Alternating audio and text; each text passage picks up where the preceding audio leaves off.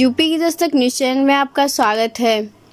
उत्तर प्रदेश की योगी सरकार में लव जिहाद और धर्मांतरण जैसे कई मामले लगातार आते रहते हैं। ऐसा एक मामला कानपुर नगर का है, जहां पर मोहम्मद हाशिम नाम के एक युवक पर मां बेटी द्वारा यौन शोषण करने का जबरन धर्म परिवर्तन कराने का आरोप लगा है। दरअसल कानपुर के पुलिस कमिश्नर कार्यालय पहुंचकर थाना चकेरी की श्याम नगर निवासी एक पीड़िता ने बताया कि उनके पति के एक दोस्त मोहम्मद हाशिम का घर पर आना जाना था। अपनी पहचान छुपाकर पहले उनके पति से दोस्ती करी, फिर घर में आना जाना शुरू कर दिया। एक दिन जब वे नहा रही थी तो वीडियो बना लिया और तब से लगातार उसके साथ यौन शोषण कर रहा है। इतना ही नहीं, अब उनकी नाबालिग पुत्री पर भी दबाव बनाकर यौन शोषण करता है और अब धर्म परिवर्तन करने के लिए दबाव बना रहा है। हाशिम के इस कृत्य में उनके साथ पूरा गैंग है, जिसमें उनकी बहन और कई लोग शामिल हैं। इस संबंध में पुलिस कमिश्नरेट की additional CP crime Vipin Mishra ने बताया कि एक महिला जो कि महोबा की रहने वाली है और हाल में कानपुर के श्याम नगर में किराए के मकान में रह रही थी, उसको एक मुस्लिम युवक कानपुर ले आया था। महिला के 3 बच्चे हैं। महिला ने उसके खिलाफ यौन शोषण और धर्म परिवर्तन करने का आरोप लगाया है, जिसके आधार पर मुकदमा पंजीकृत कर कार्रवाई की जाएगी। आज क्या मामला लेके आए थे, किस तरह से महिला को लिए थे, क्या कार्रवाई आश्वासन मिला?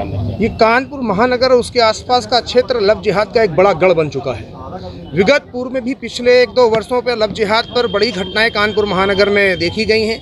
इस पर एक एसआईटी भी बनी थी और उस एसआईटी ने बड़ी संख्या में जांच भी की थी। उस एसआईटी में कानपुर के तमाम नाम सामने आए थे और उन नामों के आधार पर कई जांचें हुई थी, लेकिन लव जिहाद का मामला रुका नहीं है। कानपुर फिर इसी लव जिहाद की आग में झुलसता जा रहा है। आज ये जो मामला हम यहाँ कमिश्नर महोदय कानपुर में लेकर आए हैं, ये उसी से मिलता जुलता है। हिंदू परिवारों में कभी ये जाते हैं, आपस में बातचीत करते हैं, धीरे धीरे उनको बहलाकर फुसलाकर और तमाम तरीकों का प्रलोभन देकर उनके घर में उनकी दयनीय दशा दिखाकर उनको अच्छे रेस्टोरेंट में भोजन कराना या इस प्रकार आगे लुभावने सपने दिखाकर उनको बहलाने का काम करते हैं। मोहम्मद हाशिम ने भी इस महिला के साथ यही काम किया पिछले 1 वर्ष से अवैध तरीके से कानपुर में, जिसमें आईडी भी उसने फर्जी बनाई। एक फर्जी आईडी का भी प्रकरण इसमें आया, जिसने यहाँ पर फर्जी आईडी पर मकान लिया और यहाँ पर उसके 3 बच्चे थे, 2 बेटियाँ और 1 बेटी। बेटी जो माइनर थी उसके साथ भी उसने अवैध संबंध और अनैतिक कृत्य करने का प्रयास किया और जो महिला है उसके साथ तो लगातार कर ही रहा था। इसमें उसका साला, उसका परिवार सारा सपोर्टिव था और मज़ारों पर, मदरसों पर ले जाना और सोची समझी रणनीति के तहत ये काम करना। तो मोहम्मद हाशिम अकेला नहीं था, उसके साथ ये पूरा गैंग काम कर रहा होगा। कौन मौलवी है, कौन फातिया पढ़ा रहा है या कौन इसमें लिप्त है, कौन परिवार के लोग हैं, तो ये जांच का विषय है। धर्मांतरण का एंगल साफ दिख रहा है, पूजा नहीं करने देना, घर में मारपीट करना, ये भी एंगल दिख रहा है, बच्चे के साथ अनैतिक काम करना, ये भी एंगल दिख रहा है। कुल मिलाकर लव जिहाद का षड्यंत्र है, जो केवल कानपुर नहीं पूरे देश भर में ऑर्गेनाइज तरीके से मज़ारों, मदरसों और मस्जिदों से संचालित किया जा रहा है। ये गिरोह है, ये गिरोह बंद है। कुल मिलाकर मोहम्मद हाशिम ने यह काम किया। इसके पीछे कौन लोग थे और इस प्रकार एक परिवार को बर्बाद करने का, बच्चों की ज़िंदगी खराब करने का ये काम किया है। पुलिस कमिश्नर महोदय से हम लोगों ने मांग की है कि उन पर उचित कार्रवाई किया जाए और इस पर एक जांच कमेटी बनाकर इसकी जांच भी की जाए। क्या आश्वासन मिला होगा? उन्होंने भी आश्वासन दिया है कि इस पर गंभीर धारा में मुकदमा दर्ज किया जाएगा और वो पूरी तरीके से इस मामले में पीड़िता के साथ खड़े हैं। प्रशासन पूरी मदद करने का आश्वासन दे रहा है। लास्ट सवाल ये है कि आए दिन लव जिहाद के मामले हो रहे हैं, बजरंग दल के लोग, कई लोग महिलाओं को बचाते हैं, आखिर मतलब पुलिस इस पर लगाम क्यों नहीं लगा पा रही है? कुल मिलाकर जो कानून है, लव जिहाद का कानून बहुत लचर है। बीच में एक लव जिहाद का कानून बना था, लेकिन उस पर कोई फर्क नहीं पड़ रहा है। इससे उनके हौसले और भी बुलंद होते जा रहे हैं। जब तक समाज में कानून के द्वारा नजीर नहीं प्रस्तुत की जाएगी, दंड नहीं मिलेगा, तब तक दोषियों के हौसले कम नहीं होंगे। ये लगातार निरंतर बढ़ता रहेगा। इसमें कानून का कठोरता से पालन करना चाहिए और समय रहते हुए जो दोषी है उस पर कार्रवाई करनी चाहिए। उसने आईडी बना ली, फर्जी आईडी बनाई है, उसको उसी गंभीर धाराओं में मुकदमा दर्ज करके जेल भेजना चाहिए। साथ में ये आर्टिकल 21 का वायलेशन है, जो कि हिंदुओं का अधिकार, हिंदू इस देश में 2म दर्जे का नागरिक बन चुका है, 2म दर्जे का शहरी बन चुका है। सरकार यह चाहती है, यह अंतर्राष्ट्रीय जिहादी षड्यंत्र है जिसमें यह बताया जा रहा है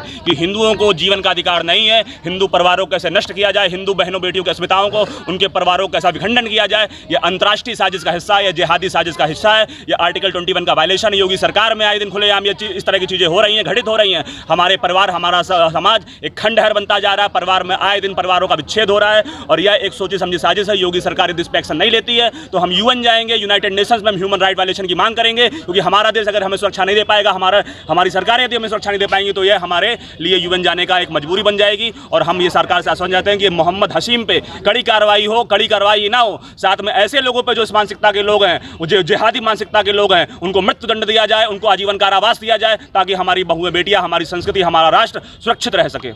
क्या नाम है आपका? जी बताएं। शुरू से बताइए, शुरू से देखना हुई आपके साथ। मैं कानपुर में हूँ इतनी टाइम। हाँ, क्या हुआ? कमिश्नर ऑफिस में। जी, क्या घटना हुई आपके साथ मैडम? मेरे साथ लव जिहाद हुआ है। किसने किया है? हसीम मोहम्मद। कैसे आप उनके संपर्क में, कैसे हुआ ये मामला? वो मेरे हस्बैंड से संबंध थे, आते जाते रहते थे। मेरे घर के बाहर बाथरूम है, तो मैं नहा रही थी, बाहर कुर्सी में बैठे थे, उन्होंने वीडियो शूट कर लिया और वही वीडियो दिखा के मुझे ब्लैकमेल किया और काफ़ी बार मुझसे संबंध बनाए हैं ज़बरदस्ती। जब मैंने अपने हस्बैंड को बताया तो बोले कि अगर बताओगी उल्टा सीधा तो आग लगा दूंगा तुम्हारे घर पे। तो उन्होंने मेरी गाड़ी में आग लगा दी, मोटरसाइकिल में। फिर मुझे ज़बरदस्ती यहाँ, जब मेरे हस्बैंड ने कहा कि उसके खिलाफ़ एप्लीकेशन दो, तो बोला एप्लीकेशन दोगी तो अच्छा नहीं होगा, बच्चे तुम्हारे पढ़ने जाते हैं। तो मुझे लेके यहाँ ज़बरदस्ती आ गया कानपुर। 1 साल से ज़बरदस्ती मेरे साथ कर रहा था, संबंध बना रहा था मेरे बच्चों के साथ, मेरे साथ संबंध बना रहा था और मेरे बच्चों के साथ ज़बरदस्ती मारपीट, मेरी बड़ी लड़की के ऊपर निगाहें रखना, उसके साथ लेटना। उसने बताया मम्मा मुझे इधर छुआ उधर छुआ है, और पूजा भी नहीं करने देता था, बेल्टों से मारता था। उसकी वाइफ परवीन रोजी और उसका साला सलमान शूटर, उन दोनों ने मिलकर मुझे चप्पल और बेल्टों से भी मारा है। उनकी वजह से मुझे कहीं जगह नहीं मिल रही है। और कितने लोग उनके साथ में हैं? उनकी फैमिली है, ससुराल से है और जो भी है उनके घर से हसीम मोहम्मद के। कितने बच्चे आपके? कोई धर्म परिवर्तन का दबाव आप पे जी डाला हाँ, है? धर्म परिवर्तन की। तुम बुर्का क्यों नहीं पहनती? मुझे पंडित पहनावा पसंद नहीं है। तो मैंने कहा मुझे भी टोपी पसंद नहीं है। तो बोला नहीं बुर्का पहनो। ये सब जबरदस्ती दरगाह में ले चलना, फोटो भी है। आग लगा दी मेरी बिटिया की आँख में, पेट्रोल भी डाला उसने। कितने वर्ष की बेटी आपकी है? 11 वर्ष की। उसके संग भी शोषण कर रहा था? हाँ।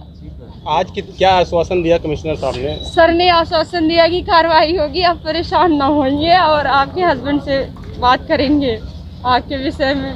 मेरे बच्चों की जिंदगी में बहुत बड़ी घटना हुई है मेरी वजह से या फिर उसकी वजह से मुझे।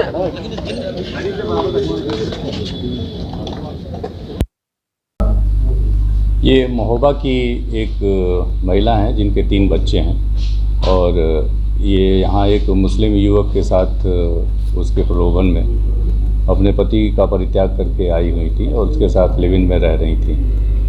बाद में इन दोनों में कुछ खटपट हुई और उसके बाद से उन्होंने एक तहरीर दी है कि ये लोग मेरा धर्म परिवर्तन कराने का प्रयास कर रहे थे, साथ ही मेरे साथ भी इन्होंने यौन शोषण किया और इनकी बच्ची के साथ भी कराने का प्रयास किया। इनकी तहरीर पर अभियोग पंजीकृत किया जा रहा है। जो भी विवेचना में आएगा उसके हिसाब से विधिसम्मत कार्रवाई सुनिश्चित की जाएगी।